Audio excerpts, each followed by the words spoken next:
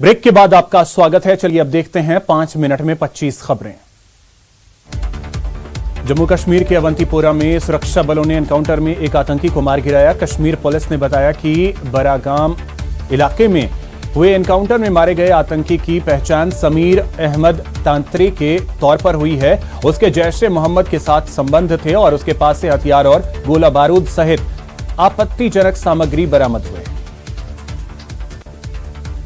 प्रधानमंत्री नरेंद्र मोदी ने बैंक जमा राशि बीमा कार्यक्रम में हिस्सा लिया। पीएम मोदी ने कहा कि अब बैंक डूबने पर 5 लाख रुपए जरूर मिलेंगे।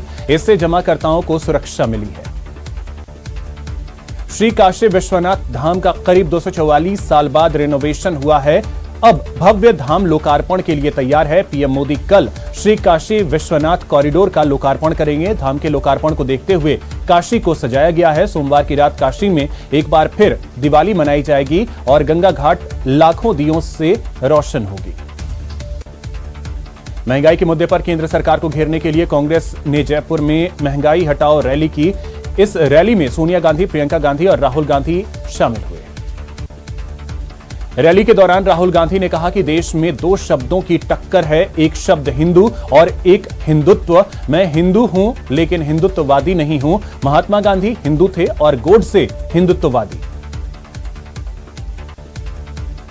कांग्रेस बढ़ती महंगाई के खिलाफ महंगाई हटाओ महारैली में प्रियंका गांधी ने केंद्र सरकार पर जमकर हमला बोला। प्रियंका गांधी ने कहा कि प्रधानमंत्री के पास 160 करोड़ विमान खरीदने के लिए हैं लेकिन किसानों के लिए नहीं है। साथ ही कहा कि कांग्रेस ने जो बनाया उसे बेचा जा रहा है। महंगाई हटाओ महारैली में अशोक गहलोत ने संबोधन के दौरान कहा कि केंद्रीय रैली जयपुर में हो रही है, यह राजस्थान के लिए गौरव की बात है। केंद्र सरकार की आर्थिक नीतियों ने देश को बर्बाद कर दिया है। जयपुर में आज कांग्रेस बढ़ती महंगाई के खिलाफ महंगाई हटाओ महारैली में प्रदेश के पूर्व उप मुख्यमंत्री सचिन पायलट ने मोदी सरकार पर जमकर निशाना साधा। पायलट ने कहा कि बहुमत के आधार पर अहंकार में बहुत ज्यादा दिन राजनीति नहीं की जा सकती।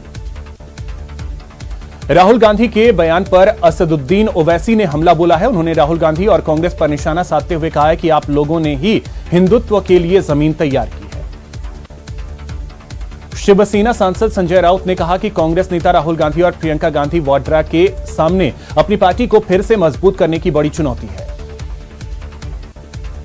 सीकर में केंद्रीय मंत्री गजेंद्र सिंह शेखावत ने कांग्रेस की रैली को लेकर राहुल गांधी पर निशाना साधा। उन्होंने कहा कि जिस विद्याधर नगर स्टेडियम की क्षमता सिर्फ 30,000 लोगों की है तो वहां कांग्रेस 2 लाख लोगों के आने का दावा कर रही है।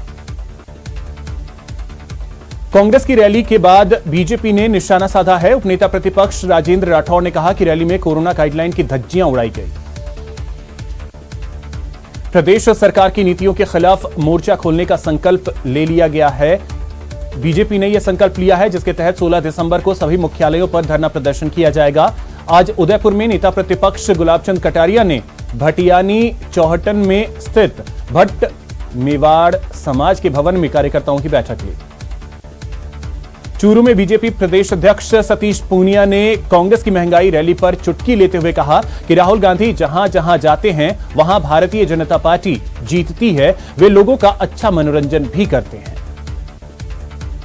बीजेपी के सांसद वरुण गांधी ने किसानों की मांग को एक बार फिर से अपना समर्थन दिया है। उन्होंने एमएसपी को कानूनी गारंटी बनाने वाला एक निजी विधेयक रखा है। इस विधेयक का नाम the farmers right to guarantee minimum support price realisation of agri produce bill 2021 है। सीएम योगी आदित्यनाथ ने प्रदेश में निःशुल्क राशन वितरण महाअभियान की शुरुआत करते हुए दावा किया कि उनकी सरकार कोविड-19 महामारी की तीसरी लहर से निपटने के लिए पूरी तरह तैयार है। उत्तर प्रदेश में अगले साल विधानसभा चुनाव होने हैं। इसके मद्देनजर बीजेपी के राष्ट्रीय अध्यक्ष जेपी नड्डा ने सभा को संबोधित किया। उन्होंने कहा कि और साथ ही सभी विपक्षी पार्टियों पर निशाना साधा।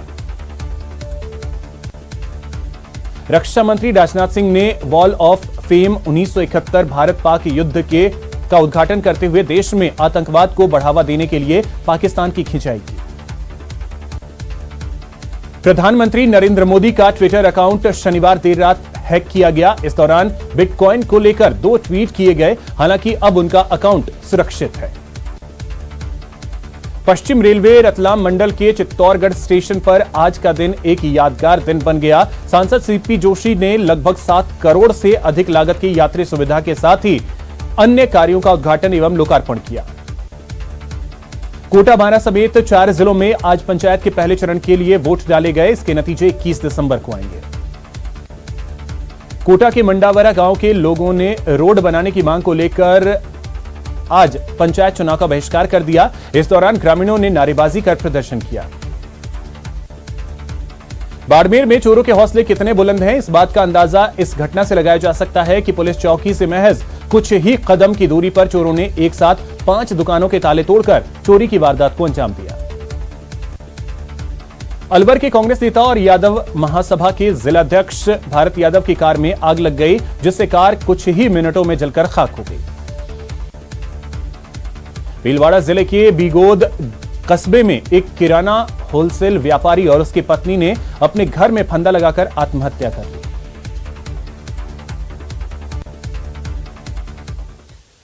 4 जिलों में पंचायत चुनाव के पहले चरण के लिए आज